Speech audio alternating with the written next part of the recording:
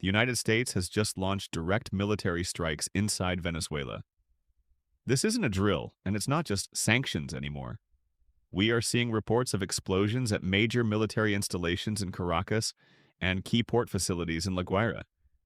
For the first time in decades, the U.S. has moved from maximum pressure to active combat in the Western Hemisphere. But while the news cycle focuses on the explosions, we need to focus on the numbers. This strike just changed the game for oil, inflation, and your portfolio in 2026. Why now? For months, the Trump administration has been building a wall of steel in the Caribbean. We've seen the U.S. Navy seize tankers. We've seen the blockade of sanctioned oil vessels. But last night, the line was crossed. U.S. officials are calling this a counter-narcotics operation, targeting what they call a narco state. But let's be real, this is about control. Venezuela sits on 300 billion barrels of proven oil reserves. That is more than Saudi Arabia. With global energy markets already on edge due to tensions in Russia and the Middle East, a hot war in Venezuela is the ultimate wildcard. Let's talk money. 1. Oil prices. Even with a global supply glut, the fear of a permanent disruption to Venezuelan heavy crude is sending Brent and WTI futures into a tailspin of volatility. Analysts are already warning of a $5 to $7 spike per barrel if this blockade holds. 2. The diesel crisis. Venezuela's crude is heavy and sour. It's what our Gulf Coast refineries crave to make diesel.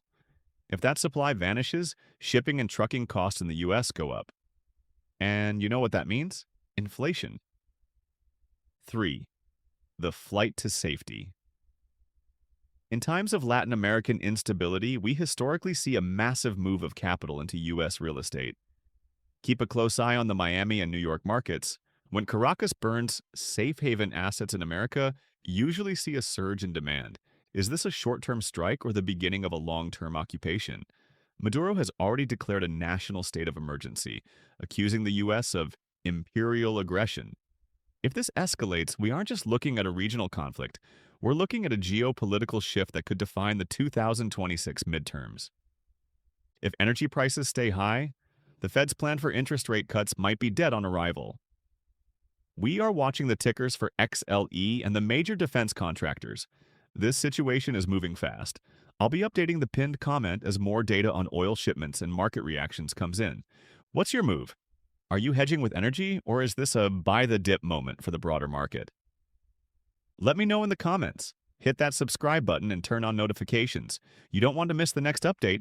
I'll see you on the next one.